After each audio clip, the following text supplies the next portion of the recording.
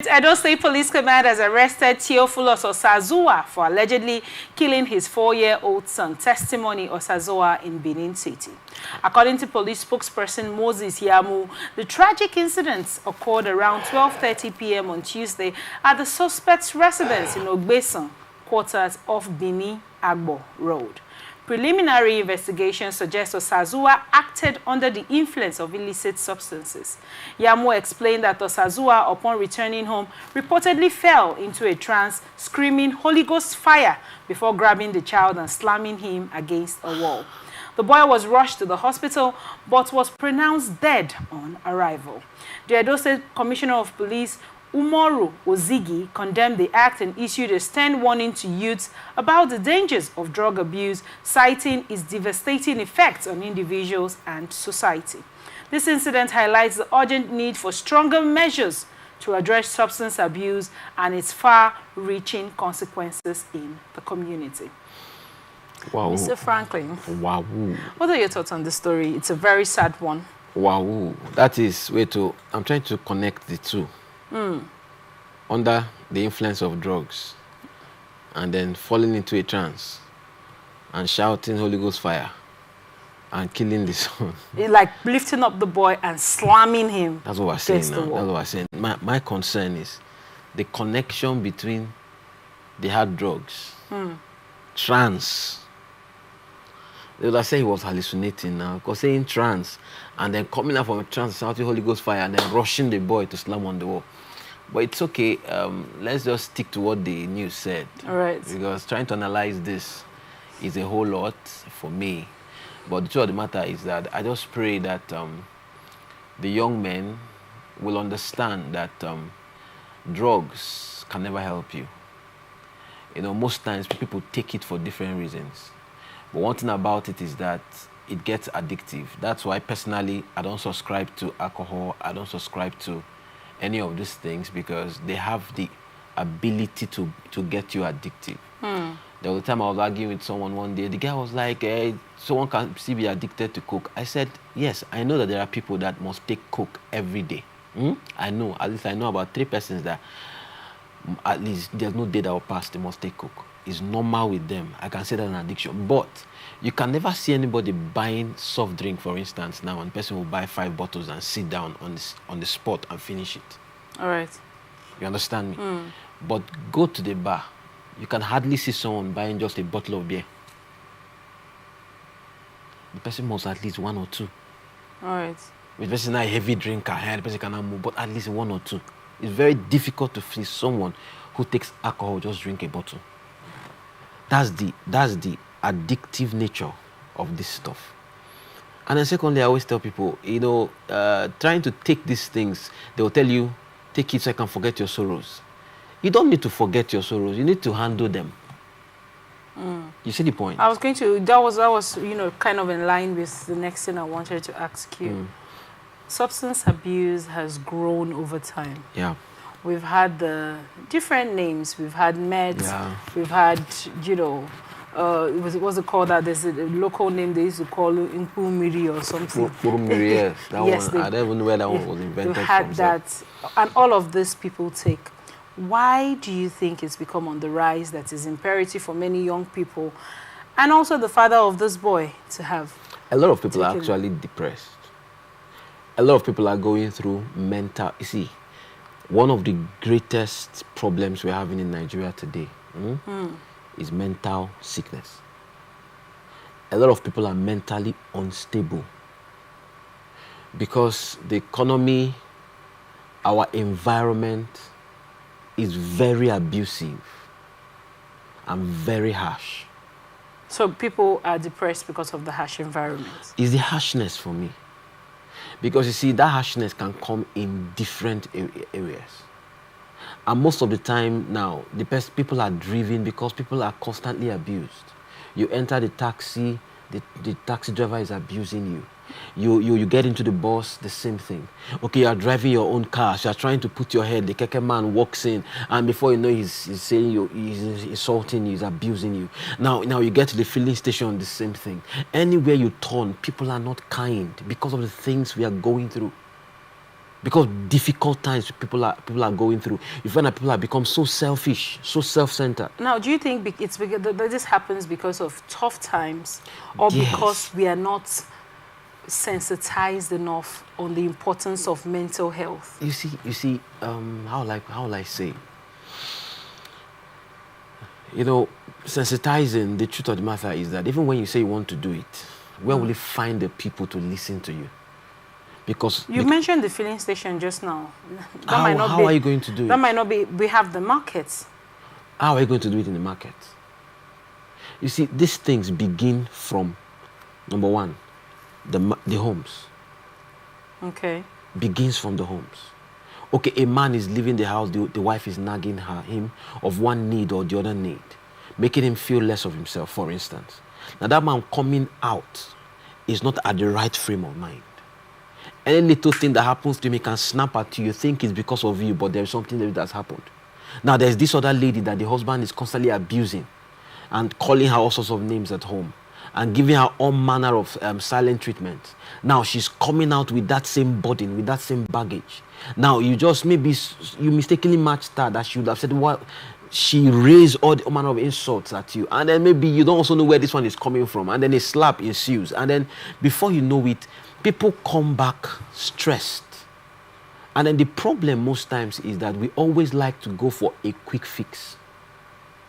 Because in Nigeria, we don't really have therapy sessions. It's not common. Why don't we have those? Yeah, but I don't know why, but maybe because of our culture too. Because we have lots of psychologists graduating from university, but then we don't have therapy.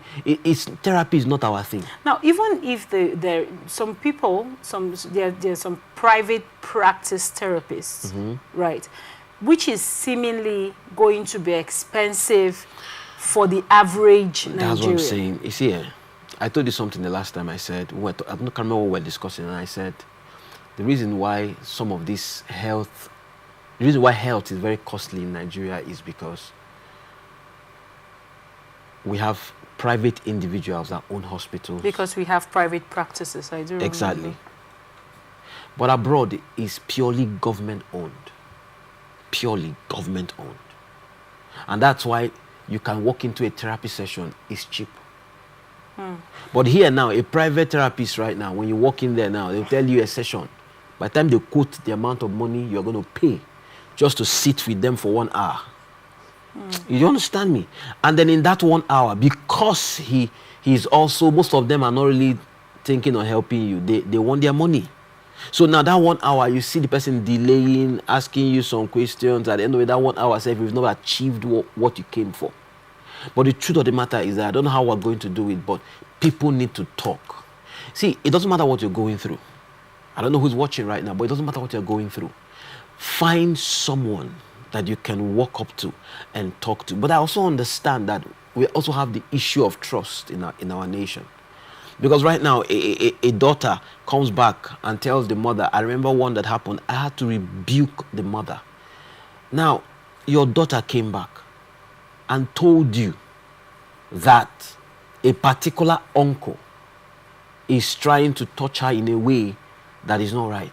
The only thing the mother could do is to start beating the child to explain to her, you understand me, where she learned that kind of thing from. Now, this girl is reporting something to you as a mother. Even if she had told you that she did it, you understand me? All right. Shout is not the first thing. Because by shouting, you have made that girl, and the next time she won't talk to you. Because she will not be scared of what mommy will do to me. And at the same time, she's confused and she needs help. She needs to talk to someone. I didn't forget the point now. Right. So because of it now, because of that issue of trust, okay, this person starts seeing me as somebody who smokes, as somebody who takes hard drugs. What if they're going to report me to the police that I'm taking marijuana? You understand me? So the issue of trust, people are locked in. And that's why we have this outburst. Now, what are your thoughts as regards, drug is not cheap. That is the challenge. Drug is not cheap. Now, we're talking about average Nigerians and their ability to want to purchase therapy, as it were, or sessions in therapy. And we talked about the class margin where people in middle class will not be able, and lower class will not be able to afford that, right? What are your thoughts as regards how accessible These drugs are. These drugs are. I'm talking about people that don't even have. Like, so there was a time I was, I boarded the vehicle and this boy came to beg me over the, stood by the window. And the driver was telling him, get out. If you give him 9 go use and go buy drugs, right? Why has drugs become so accessible for people to buy? In a country where we have NAFDAC, we have NDLEA, we have all of these people that are supposed to sanction or reduce the inflow of such hard drugs from reaching the populace. The truth of the matter is that most of these hard drugs are actually being sold by some of the big men and women in the countries, not just Nigeria. For instance, cocaine, for instance, marijuana, and some of these hard drugs, they are not cheap to come by. Cheap. And it's not something you can see on the street. Exactly. Recently, NAFDAC, NDLEA claimed 48 billion naira dollars worth of opioid. Yeah. Yes. Now the question is, who is the person that can be able to afford that amount of money to buy that large quantity? You find out that at the end of the day, it is still the rich. Now, when this rich buys it, they now look for these young boys that are doing nothing to become their distributors. So why is it still coming in for the masses to have That's access? What I'm telling you. That's what then I'm is the job of these agencies? That's what I'm saying now. These agencies now, because I'm on television, there are things I cannot say. But the problem of it is that these agencies right now, they know who and who and who are in this business. They know. I want to ask you something, your thoughts as regards when these people are caught with these drugs. We have lots of them every day in the news. Yeah. Someone was caught here, coming from there, so amount has been recovered. What do they do with these drugs that has been intercepted? That's what I may not be able to tell you on television, and that's why we have the problem we have. You understand me? Because this whole thing is deeper and higher than we think. And that's why it will be very difficult for drugs to leave the street. I used to have, back then in school, I used to have this guy that was a distributor. You understand? He was close to me. And he was one of the most intelligent guys then in my class. That's how he became my friend. Because I left school the first class. So we had this clique then, we just know ourselves. So I was asking him, I said, guy, I've observed people come around you to buy this, to buy that. But I also observed that you don't take it. He said yes. That if his boss finds out that he's taking it, then he'll stop selling it. That most of them that sell it don't take it. Wow.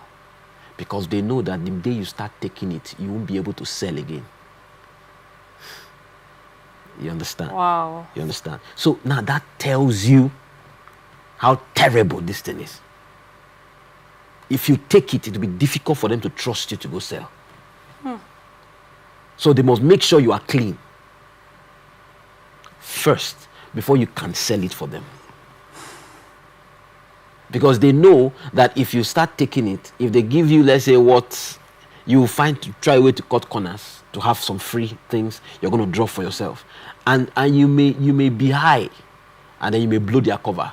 You won't have a clear eyes to be able to do business, run, take off when there's a problem. I don't know if you get the point. Yes. So that's the challenge. So these things are intentional, just to keep people addicted and make money off them. So that's why it's going to be very difficult for drugs to leave the streets. Because if you are to trace the source of some of these drugs, I'm sorry to say, you may be shocked that some politicians are involved. You may be shocked that even some security operatives, high security operatives are involved. They may not be taking it, but it's part of business for them. So that's why it will be very difficult to take them off the streets.